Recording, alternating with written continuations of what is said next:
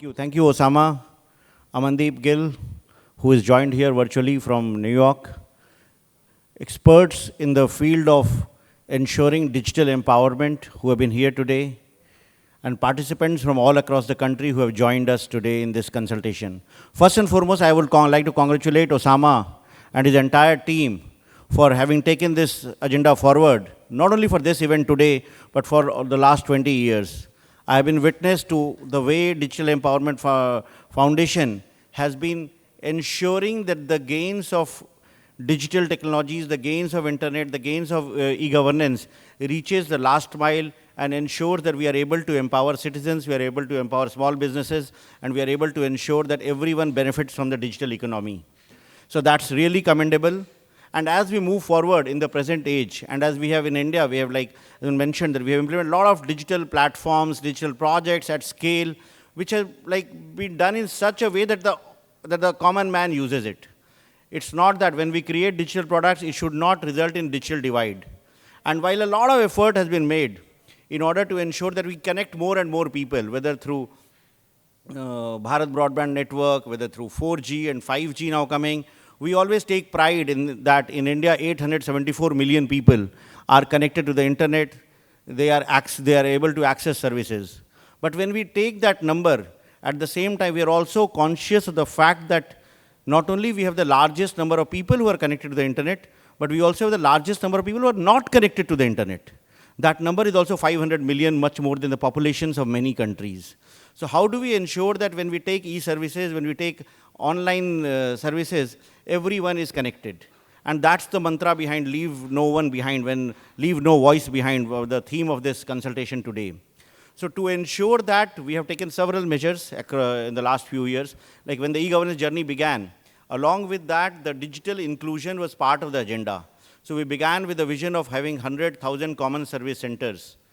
100 common service centers are telecenters, kiosks with internet connectivity run by village-level entrepreneurs who provide services in an assisted mode.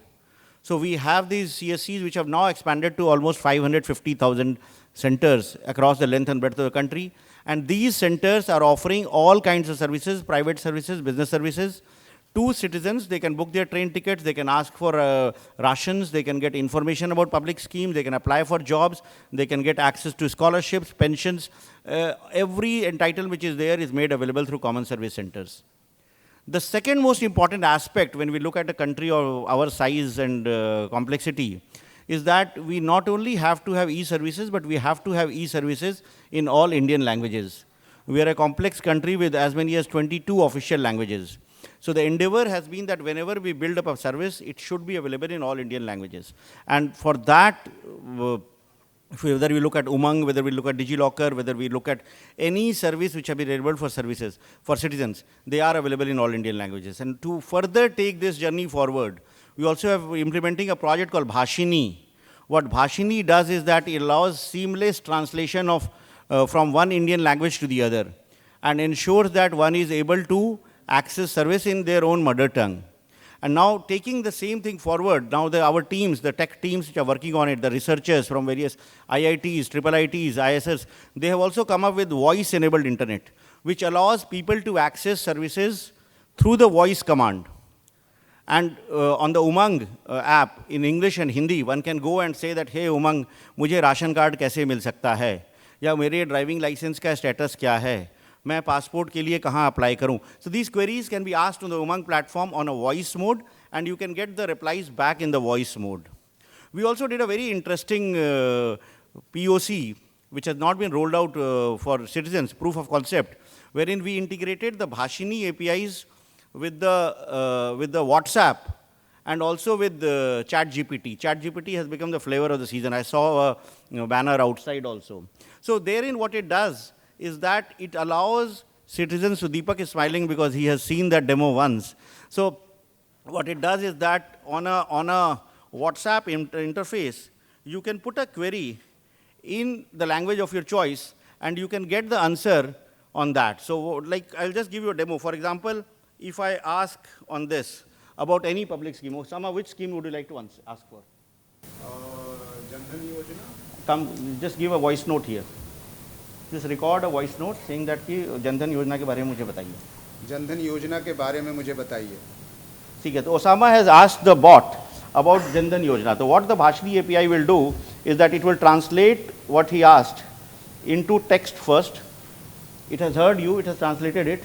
Then it will give you the answer in first, it will pull the answer from ChatGPT. Oh, yes. It has given you the answer. Oh, you but have integrated sometimes, ChatGPT here. yes, so and maybe you will not like to read it. So reading is not very convenient for most people, especially it's in this. So what you would like to do is that you would like to hear it. योजना भारत सरकार द्वारा 2014 में शुरू किया गया वित्तीय समावेशन कार्यक्रम है।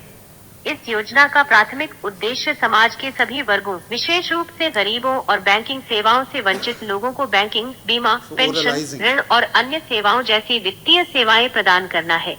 इस योजना ने 30 करोड़ से अधिक बैंक खाते खोलने में मदद की है और लाखों लोगों को वित्तीय सेवाओं तक पहुंच प्रदान की है। So the power of this is that with a voice command you are able to do this, and this works not only in Hindi but it works in Telugu, Kannada, Bengali, Marathi, Gujarati, all Indian languages. And what we also did was that since this was working, input is voice and output is voice.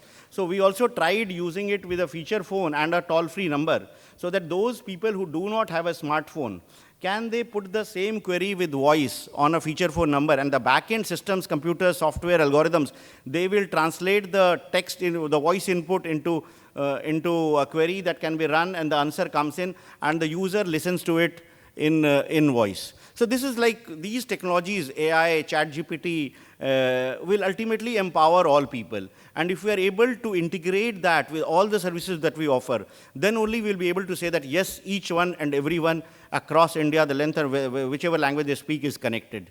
So the possibilities are immense. I am sure with this consultation today, we'll be getting many more ideas, many more suggestions, and we'll look forward to the recommendations of this consultation exercise and try to see in what ways we can further improvise on the projects that we are implementing on the services that we are building up. Thank you for this opportunity to speak to you. Thank you.